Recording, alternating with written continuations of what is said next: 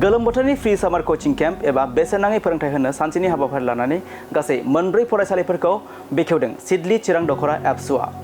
गुन गोनां सोलोंथाइनि जांख्रिखांनाय मावथांखिखौ नोजोर बोनानै गोलोम बोथोरनि बेसेन नाङै फोरोंथाय होनो खासिकत्रा UN एकाडेमी, चम्पावती गोजौ फरायसालि, गुरुबासा गोजौ गेजेर फरायसालि आरो बामोनगाव गोजौ फरायसालिफोराव दिनै सानसेनि हाबाफारिजों गोलोम बोथोरनि बन्द'आव बेसेन लायालासे थाखो 9 आरो थाखो 10 नि थाखाय फोरोंथाय होनो फ्री सामार कोचिं कैम्प बेखेवदों सिडली चिरां दखरा एबसुआ।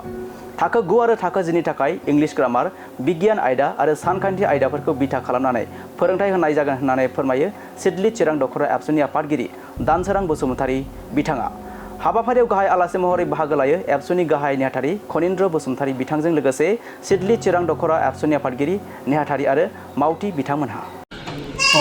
दिनै दुलाराय बर' फरायसा आफादनि गुनगोनां सोलोंथाइनि मावथांखि बायदियै दिनै गोलोम बोथोरनि समाव गुबुन गुबुन बोसोराव होबोनाय बायदि जेनाखि बेसेन नाङै फोरोंथाय बादा थाखो 9 आरो थाखो 10 गुबैयै English, mathematics and general science बे मोनथाम साबजेक्टखौ बिथा खालामनानै जेनाखि दान मोनसेनि फोरोंथाय बादा होनाय बे हाबाफारिखौ सिडली चिरां दखरा दुलाराय बर' फरायसा आफादा दखरानि सिङाव मोनब्रै फरायसालि बा मोनब्रै स्कुलाव दिनै स्टार्ट खालामबाय। बिनिनो मोनसे आङो दिनै गुरुबासा हायार सेकेन्डारियाव आङो बाहागो लाफैदों आरो बेबायदि हाबाफारिया चिराङाव गासै बे बोसोराव 30खन फरायसालियाव होनो थाखाय गुबुन गुबुन दखरा आफादफोरा थागथियारि खालामबाय थादों आरो अल आसाम जोंनि दखरा आरो जिल्ला आफादफोरा गोबाङै बेबायदि फरायसाफोरनो बे गोलोम बोथोरनि फोरोंथाय बादाखौ होनो थाखाय थागथियारि खालामदों देग्लायबो। बेनि थाखाय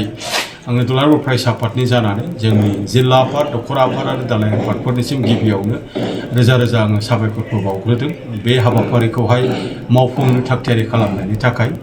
बे हाबाफारिनि गेजेरजों जों दुलाराय बर' फरायसा आफादा बेखौनो मिजिंथिदों जे जोंनि फरायसाफोरनि सोलोंथाइ लानायनि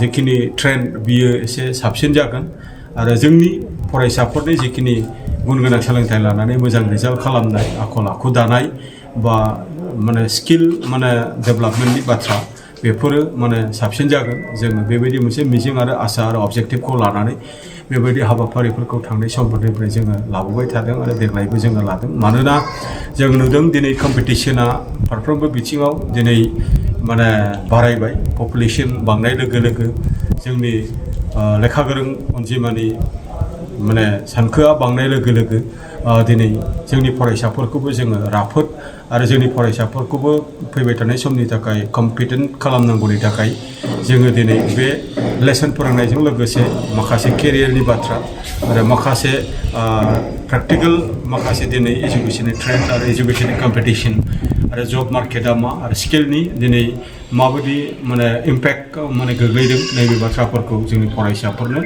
जोङो होनो थाखाय बे कचिंनि हाबाफारिफोरखौ जोङो लाबाय थादों।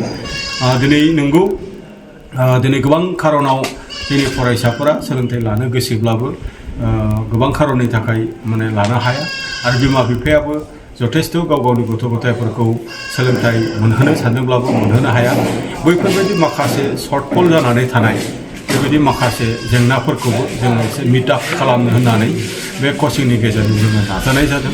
मिजिंथिदों फैबाय थानाय समाव जोंनि सुबुं सम्पद दानायाव जेनाखि जोंनि दुलाराय बर' फरायसा आफादा जेनाखि होनाय कचिं बियो एसेब्लाबो बेवहाय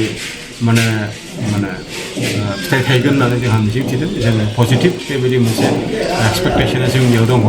मानो होनोबा दिनै जोंनि बर'फोरनि जिखिनि इडुकेसनेलि बेबायदि मोनसे डेभेलप जानांगौमोन जोङो बेसिम जोङो सौहैनो हायाखै। जोंनियाव दाबो लिमिटेड नाम्बार UPSC सार्भिस मावनाय, APSC उथ्रिसार जानाय बा गुबुन गुबुन टेक्निकेल इन्जिनियारिं बा मेडिकेल बा गुबुन गुबुनाव थांनाय जोंनियाव दाबो थोजासे नङा। दा बैफोरबायदि गिदिरथार मिजिं आरो थांखिफोरखौ लानानै जोङो बेफोरबायदि हाबाफारिफोरखौ गुबुन गुबुन समाव गुबुन गुबुनै जोङो लाबोबाय थादों। एखे हाबाफारिखौनो देग्लायबो लादों।